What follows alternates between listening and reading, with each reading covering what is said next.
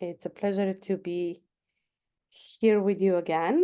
Let me just get my screen going. All right.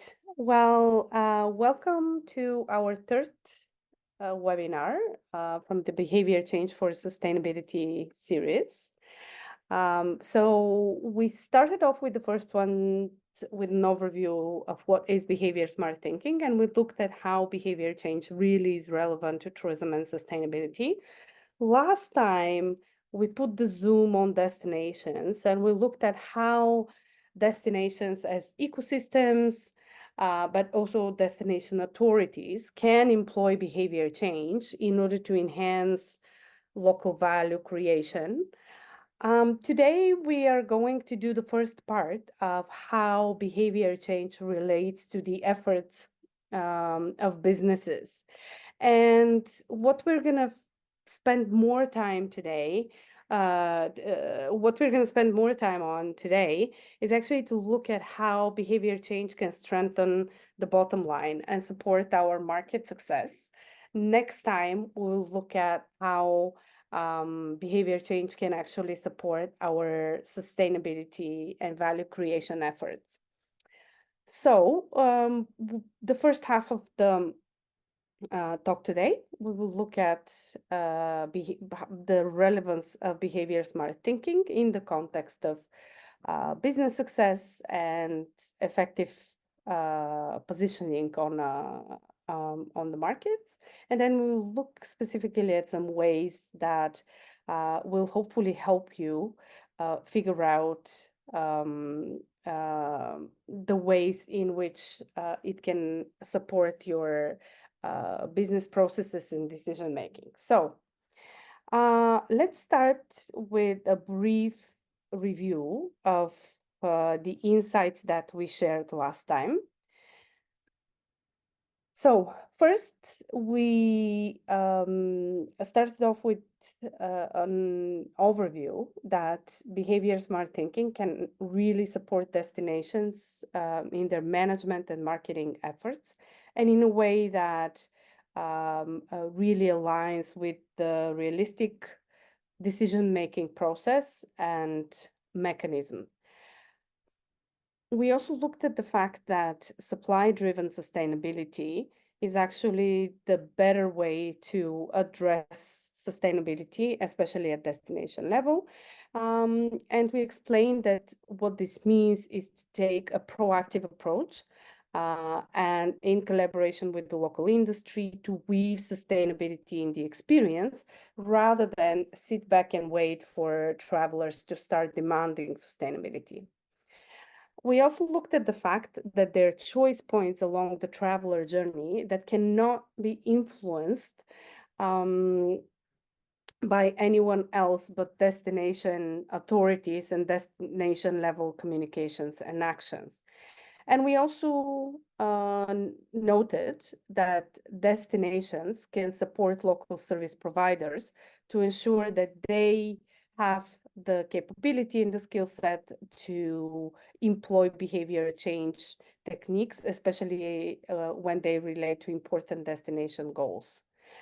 We also closed with a few examples that illustrated how behavior smart thinking can be utilized in combination with many other destination management techniques at strategic destination level and can really inform long-term strategy development and planning, approaches for engaging local industry, driving long-term change in resident behavior, and also utilizing changes and redesigns in physical space and relate these to change in the social dynamics of places. So, as we mentioned at the start, today we'll devote more time on how behavior smart thinking can actually support business success. So I want to outline 3 areas in which understanding behavior change and using behavior change techniques can really add value to the work of businesses and their performance. The first one is market success. In essence, having clarity and understanding the decision journey that leads travelers to choosing a destination, choosing your specific service and offering, and then engaging in its consumption is essential in making sure that you maximize the value and the satisfaction that you offer with the experience or the offering you have. Behavioral insights are also extremely powerful when considered or consulted around the development of promotional content, pricing strategies, something that we'll talk about a little bit later, and then, of course, product design and service design. They're also extremely powerful when it comes to making decisions about your staff training, because understanding what matters to your clients, but also at what point their decision making can be enhanced or supported or facilitated or made easy, can give you hints as to what are the exact skills that your staff needs to have and at what point they need to engage more proactively. The second area in which behavior change can add value to companies and travel service providers is sustainability. This is where, similar to the discussions we've had already during the previous two webinars, this is where we can utilize the insights that psychology and behavioral sciences present to us in order to present and package sustainability operations in a way that is aligned with the likely decision making process and the behavioral patterns of our clients. And that way to make sure that we are really reaching the sustainability goals with minimum disruption and minimum effort on the side of travelers. I do want to mention that understanding human behavior is also very valuable in crisis management. And of course, I'll lean on the crisis that all of us were impacted by recently, and that's the COVID-19 pandemic. So understanding human behavior, understanding the perceptions for risks, understanding what could restore trust and confidence and activate certain behaviors again after a crisis like this was absolutely crucial for destinations, but even more so for businesses in understanding how they can power the return of demand and how they can really prepare for the different type of traveler who was coming after the crisis. So you can see that understanding human behavior and behavior change and its principles can actually be quite essential for strategic aspects of business success. I want to remind you that when we talk about behavior, understanding behavior and utilizing behavior smart thinking, we really look at two aspects. The first one is really to understand the current behavior and what explains it. What are the factors that contribute to it? What are the factors that are at the root of the current behavior? And once we understand that, then we can make decisions about the solutions that would be most effective and most efficient in producing the change in behavior that we feel is needed or that can work best. So these two steps are part of a behavior smart culture that a business can adopt.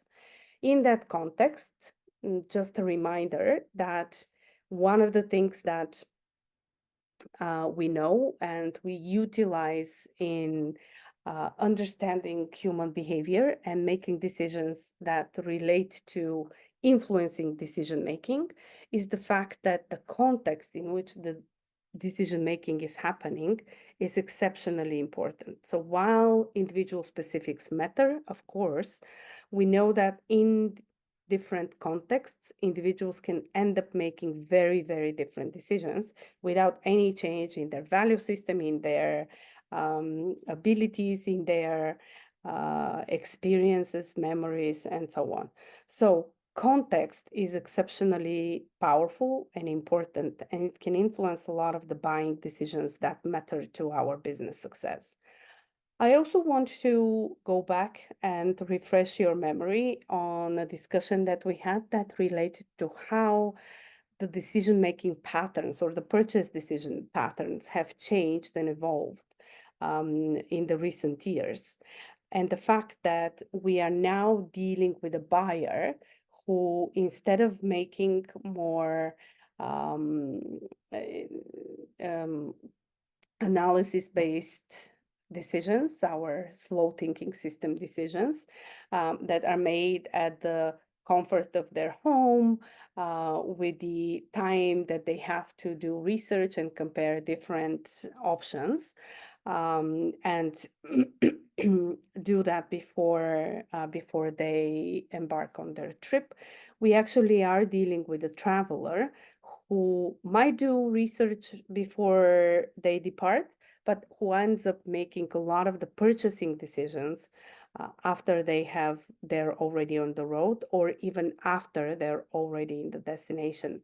And that is another factor that contributes to the increasing share of decisions that actually get channeled through our system one. And again, I'm not going to go into the details of this, but just to remind you that another big contribution of behavior smart thinking is actually to be able to distinguish between fast thinking decisions and slow thinking decisions. And these matter because, as we just mentioned, we have an increasing share that goes through system one versus system two, and that can make a big difference to the bottom line of our business.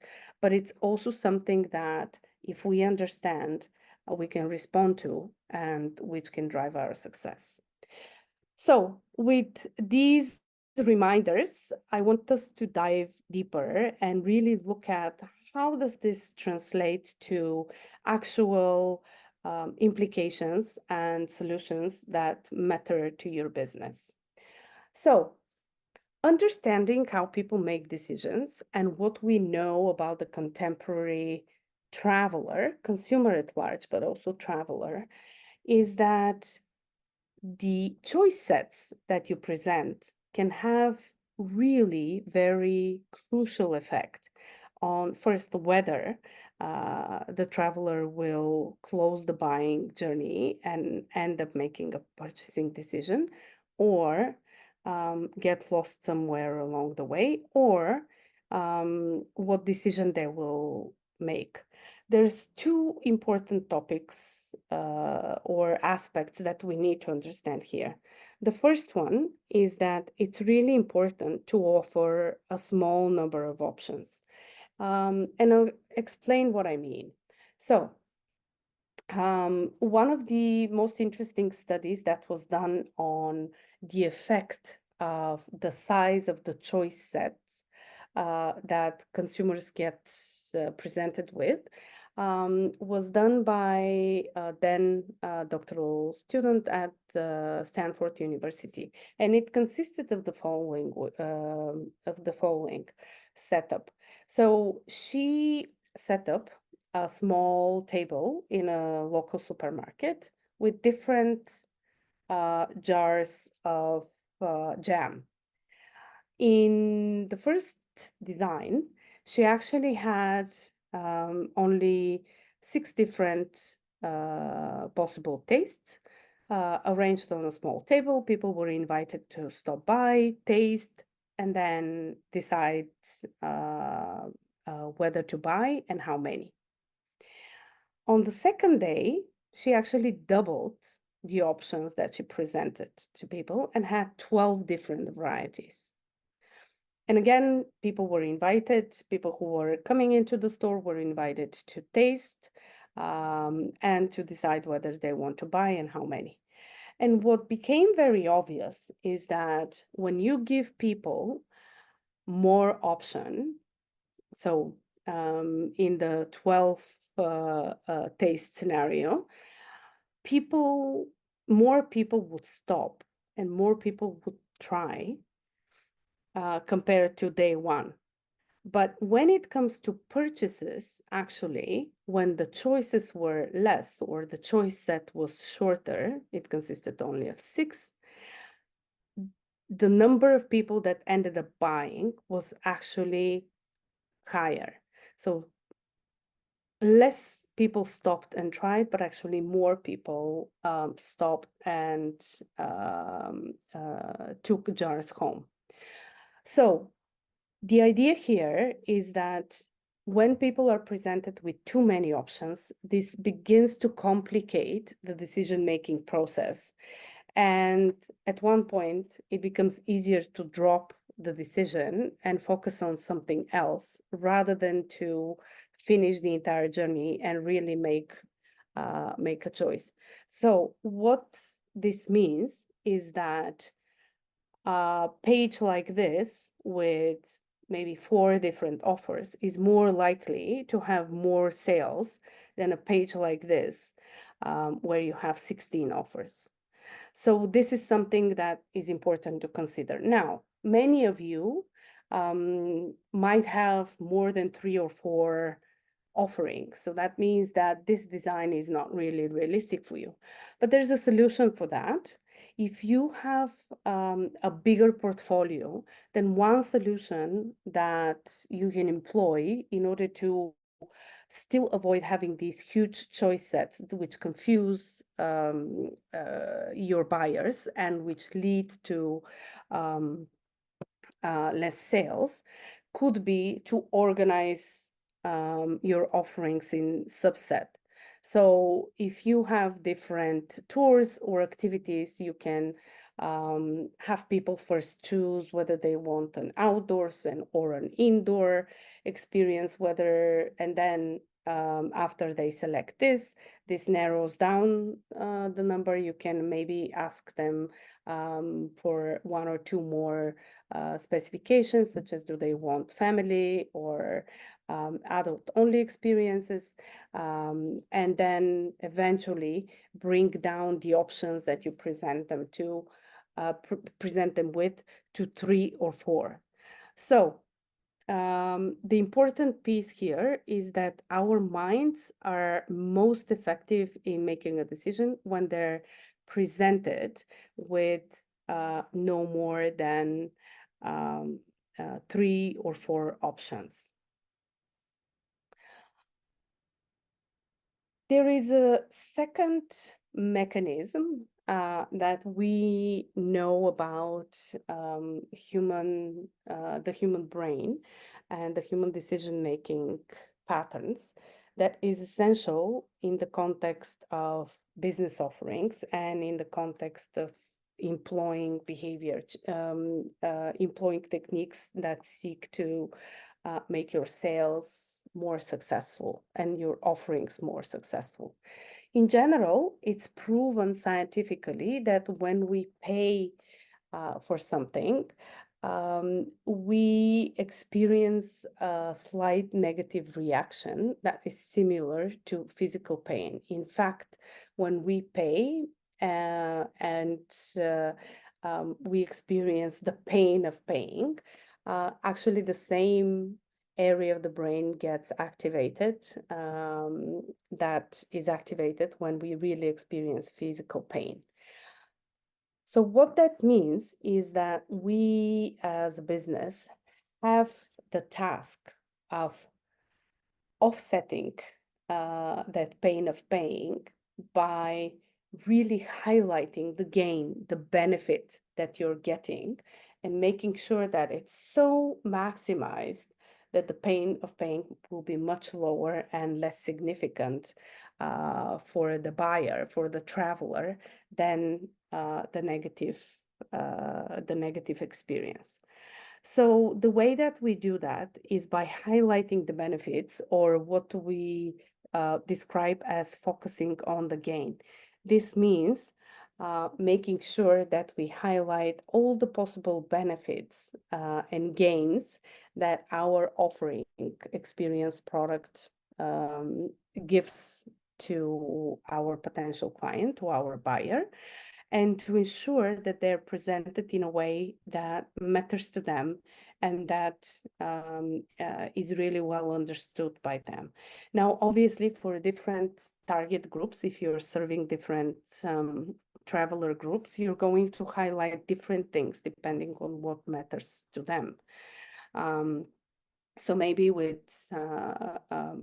children, for families with children, you will highlight that food is really child-friendly, or that the area where you are delivering your experience is really child-friendly and safe, and so on and so forth. But maybe to another group, you're going to highlight something else that might matter. So in essence, in all cases, it's really important that we use this focus on the gain technique in order to ensure that the pain of paying is suppressed. So the things that you can do is to provide more details for the offer that you're making, and to ensure that you're bringing forward and highlighting all the possible benefits that might matter to travelers, to your clients. In some cases, you will present them in an order, starting with the most powerful ones, and then followed by the ones that might be less important. You also want to highlight details related to the outcome. So what achievement will this experience offer? What additional benefits or what learnings this might involve? So make sure that there's focus on the outcome, presented in a way that will be appealing to the specific target group. Building in a list of items that really feels irresistible. And actually, with this, I want to mention that sometimes just the physical length of the bullet list that you have, that lists features or benefits or what's included, can have a powerful psychological effect. What you're seeing here on your screen is actually are actually snapshots from a study that we did with a couple of collaborators just a couple of years ago, which looked at the difference that can be made with a design tweak of one and the same offer.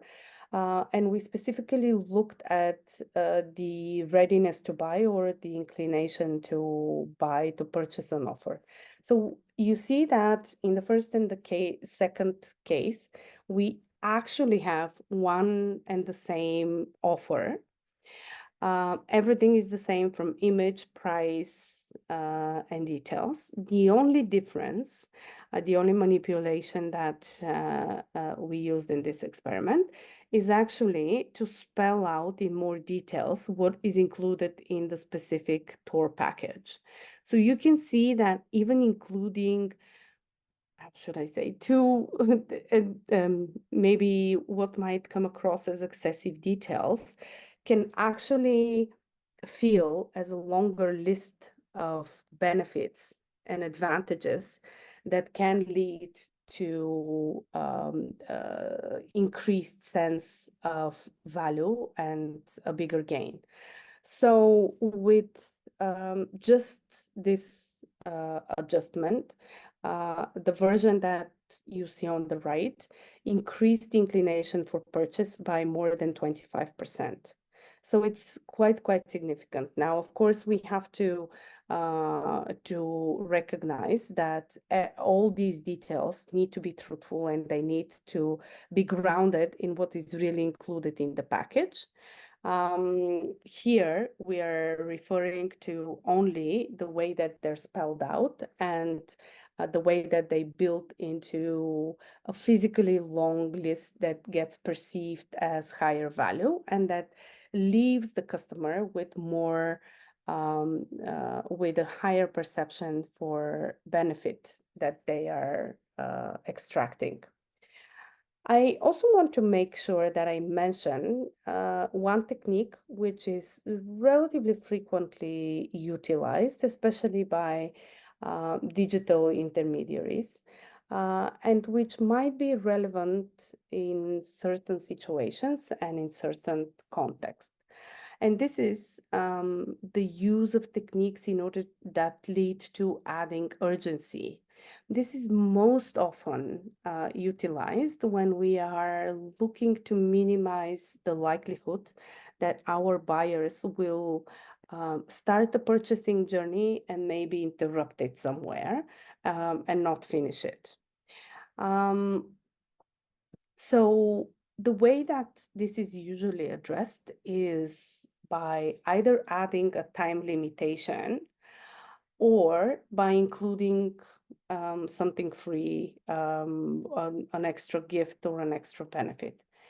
Now, when we talk about time limitations, this is just saying that a certain offer is available only another 48 hours, or that it's only available for the first 10 people who purchase, and so on and so forth. So adding time limitation really has direct effect, psychological effect on the buyer. It increases emotions. It activates their impatience, fear of missing out, and then really that has impact on their likelihood to purchase and to close the purchasing process. So that technique can be powerful. Now, of course, it doesn't really eliminate situations when the buyer makes a decision not to finish because they're not convinced or because there are other reasons that have nothing to do with their with the journey itself. In that case, of course, it cannot do magic, but if there's a general readiness for your client to purchase, time limitation can activate or speed up the process. Similar with free gift, adding a free gift or an additional benefit really increases the sense of value and urgency. But again, there's an important clarification that we need to make. The gift that is included needs to be carefully considered and selected, because when the gift is too significant compared to the purchase overall, in the context of the purchase overall, then that can actually activate a sense of suspicion, and that can really stop or discredit the buying decision journey, and again lead the guest to actually stop the buying process and not finish the journey. So examples in this case is for example, if we are talking about a 3-night package, then including 1-hour massage is something that is relevant for this package, or including a free bottle of sparkling wine and a fruit basket is something that can activate people in their buying process. Another technique or effect which I want to share with you today, this is actually one of the most interesting ones that me and my collaborators have studied and that has been discussed in literature, is price primacy. And price primacy relates to the order in which the description of the product and pricing information are presented.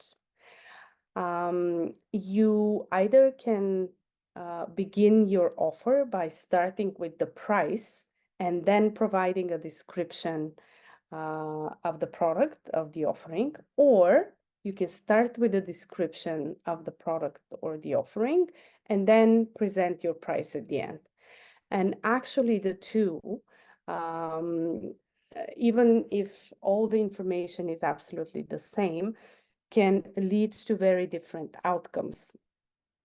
And believe it or not, they actually activate a different decision-making process, because seeing price first activates one part of the brain, while seeing a description, especially if it's experiential, experience-focused, associated with a pleasure, activates a different part of the brain. So in a few words, the rule will be to start your offering with the pricing information if you know that focus on the money and the operational advantages of your offer are going to be the ones that are going to really lead the customer to buy. If, however, your strength lies in the pleasure that you offer, in the experience that your offering brings, and you know that this is going to be the basis for the decision maker of your customer, then you need to start with the description of the offering or the experience. So let me demonstrate here. This is actually an offering that we utilized in the study when we experimented with these effects. You see here that in both cases, we are talking about exactly one and the same offering of an expedition in Norway. In the first case, we are starting with a description of the trip, which then is followed by the pricing information and details. In the second case, we are flipping the order and we are actually starting with the price, and then we are including the trip highlights. So again, it's important to understand that there's no right or wrong.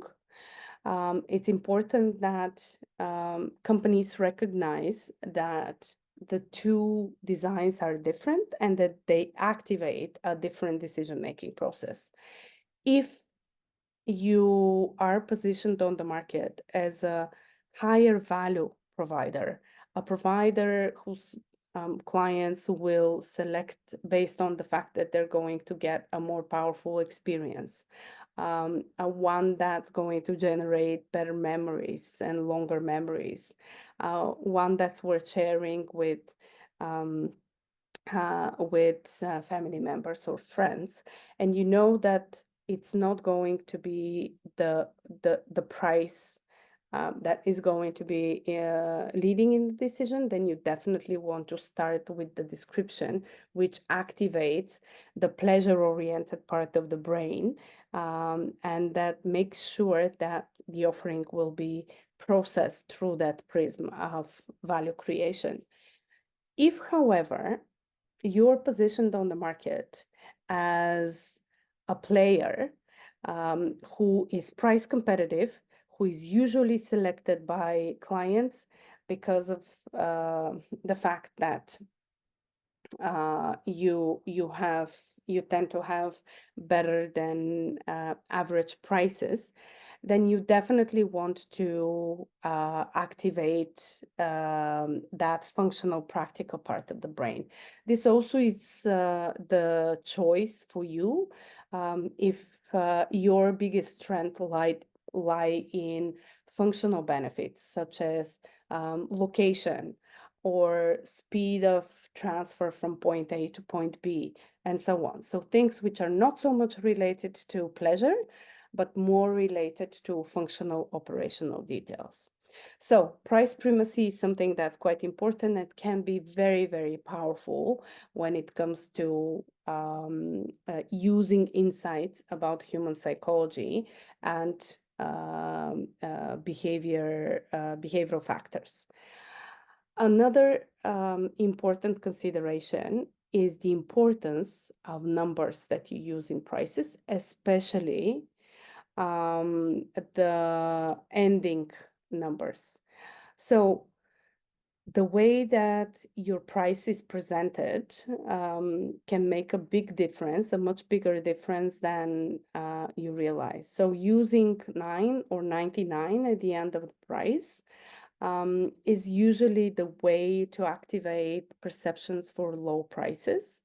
So if you want to be perceived as a provider of competitive pricing, then this is a good strategy to employ instead of pricing something at 20 to price it at 19.99.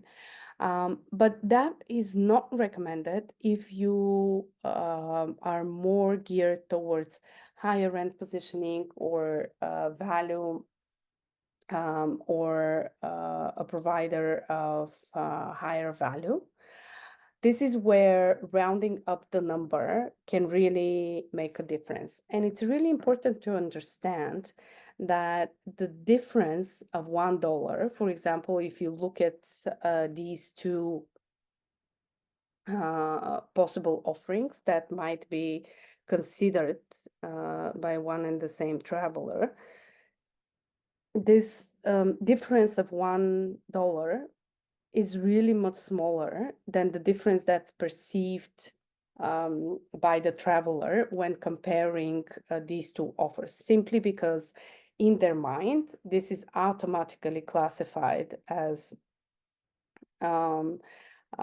price competitive offering that seems to be more economical, while the rounded up price is actually something that is perceived as pricier.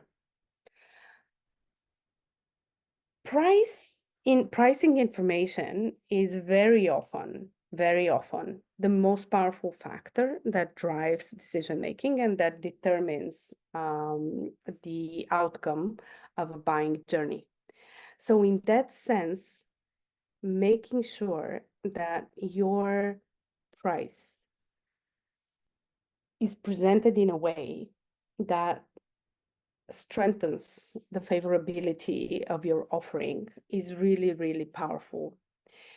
At any given moment that a potential buyer is presented with a price, they look to compare that to alternatives that might be relevant at the moment when they're buying. So if you don't provide any reference point and any point of comparison, then you are letting the customer find their own reference point, which they will, even if it's unfavorable to you, even if it's something that's completely disconnected from your offering category and so on, they will still find it and do it because this helps them make a decision. So if we want to maximize the likelihood that the decision of the buyer will be fair, not necessarily that it will lead to a purchasing decision, but that it will be fair to what we are offering, then the best way to do that is actually to provide a point of comparison, to provide information that allows them really to compare our offering in a fair way. So this is also extremely, extremely important when we are dealing with prices that are in a currency that we don't understand. which is what I have selected here as an offering, just to illustrate this point. And the idea here is that if I'm traveling to Norway and I'm considering this seafood experience, I really have nothing to immediately compare this to in order to determine whether this price is reasonable or not. So in this case, the provider gives me a hint that allows me to make a decision and that facilitates the decision-making process. So by providing the information that I'm going to be, as part of this experience, to engage in a 5-course menu, that's comparable to what it would cost to have a 3-course menu, then that gives me a point of reference and I can make a decision, in this case, probably a favorable one, because definitely a 5-course menu is higher value than a 3-course alternative. Now, providing framing and reference points has another aspect and another consideration. And this is how we frame or position our offering. In the example that I have here, requires a little bit of explanation, background. So in Sweden, a lot of activity providers offer family experiences in local forests. So there are forest experiences, forest walks, and so on. And in many cases, they involve some interaction with local wildlife and enjoyment of outdoors areas. Because it's something that's quite popular for families, for local families, it's also very competitive. So in this case, Stockholm Adventures, which tends to be a higher end provider and whose pricing is generally on the higher end on this market, they wanted to justify and pull themselves out of the category where there are many players, and really stand out, both, of course, to attract more attention, but also to make sure that they can justify the higher price.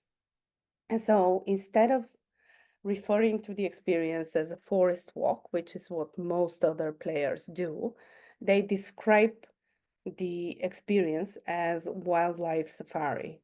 And what this does is that in the mind of the traveler, this is no longer the same category, it's actually a different one. And depending again on what they perceive as appealing or not, and whether the product itself is a good fit, they might treat it very differently and not perceive it as a more expensive version of the other category. So in that sense, how an offering is framed and how pricing is justified through the wording is actually something that's quite important and that also can influence perception when it comes to pricing. So we went through several techniques which reveal how understanding human psychology and behavior smart thinking can really help you make effective decisions with your business tactics, and especially with presenting offers and presenting pricing information. I want to continue with a couple of more examples that illustrate not only how you can maintain a profitable business by smartly navigating your pricing tactics, but also how you can contribute to an optimized footprint of the decisions that your guests are making when it comes to pricing. So This is the consideration of whether you want to present itemized prices or packaged prices. So the idea here is that whether you present a price as a main price with different add-ons that your guests might choose to purchase or not, or you opt for an all package pricing, can really make a difference, not only to the end revenue and but also in terms of the footprint that you're leaving, let's say, in the local economy. It also can have an impact on the buying experience of your guests. So think carefully about the number of choices you're asking travelers to make, your clients to make. And consider packaging prices when you want to encourage a certain decision. Because in addition to increasing the likelihood that an extra fee will be spent on something that you feel is good for your business, but also good for your destination or for other businesses, would mean also sparing a choice for your client. And that can be really, really beneficial, as we saw earlier, sometimes making it easy and less complicated for guests to make a decision can actually be quite powerful. So here is an illustration. If you're selling an itinerary, let's say in this case, a mountain biking itinerary for families, and you include in the itinerary forests, the forest trail route, a stop at a viewing point, and then a visit of the old hunting lodge. And you list the price as 95 per person, and then you provide lunch as an extra price that an extra fee that your clients might choose to pay and buy. Now, the alternative of this would be to actually include the lunch in the package, because you feel that buying lunch locally is actually beneficial for your collaborators, for the local economy, but it's also an easier decision for the guests because they know that a lunch is part of the deal, and they don't have to think about it and to complicate the decision making around where they and their children will eat. So in that sense, you end up listing all items, including the lunch, in the overall itinerary, and then showing the price, the end price, as one price, without giving people the option to actually not pay and not have lunch. So you can see that a decision to go for packaged or itemized can sometimes go much beyond your business and end up contributing to the success of your collaborators, but also to the impact that you are activating for your local destination. Related to that, presenting your pricing or accompanying your pricing with information about the impact considerations which you have included is also an important solution when you really want to pursue some certain sustainability related effects. So in cases when this is relevant, you really need to talk about the intentional packaging and pricing approach. For example, what we just illustrated with the biking itinerary. Be specific about the reasons and purpose of the pricing strategy. So be clear that this is being done because you support local farmers, or because you are sure that this because you find it important to ensure that services and experiences that you offer to your visitors are actually grounded to the maximum in the local economy and so on. So be specific when you are doing that, but also consider specifying that you are including certain fees or a certain donation that goes towards a specific initiative. So including contributions for anything local is something that you want to be transparent about and that you want to say thank you for. And in many cases, even though this thank you is coming after the effect, and based on the fact that you have made the decision and not the guest, this can really be powerful and activate additional satisfaction. So here are just a couple of examples illustrating what we mean and explaining that, for example, you may choose to use impact transparency by specifying that 100% of the products we use to prepare this delicious lunch that you're offering are from nearby farms. Thank you for enjoying our home-cooked meal and helping us continue to grow organic and healthy food, for example. Or if it's including contribution for an impact related project or initiative, you can do something, you can present information that explains that a certain percentage share of the revenues go to a local fund to help the community, for example, build an adventure playground for children and the children of guests. So being transparent about it is something that's quite key and that can contribute to a perception for happiness and satisfaction. One more, the decision to include desirable options as part of a package or to flip the ideal option to opt out versus opt-in.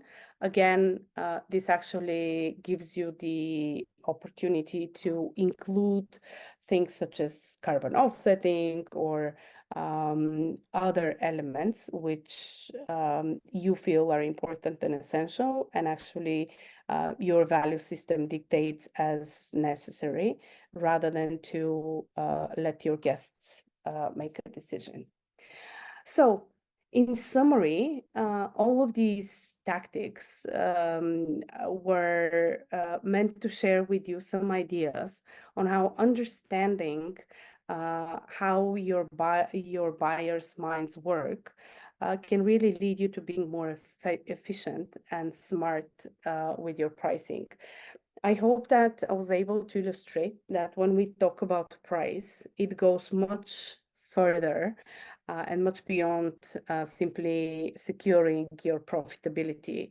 In many cases, price is a very tangible psychological signal, especially when we are dealing with an industry, with an offering that's intangible and that is sometimes difficult to compare to others. So price becomes the hook and the only grounding element that is leading when the buyer is making a decision. And I also hope that I was able to demonstrate with these examples that how price is described, framed, justified can really determine the behavioral outcomes of your buyers and the likelihood that they will end up making a purchasing decision. So this brings me to the end of our presentation today. So I know we have just a couple more minutes, but this is an opportunity for some questions.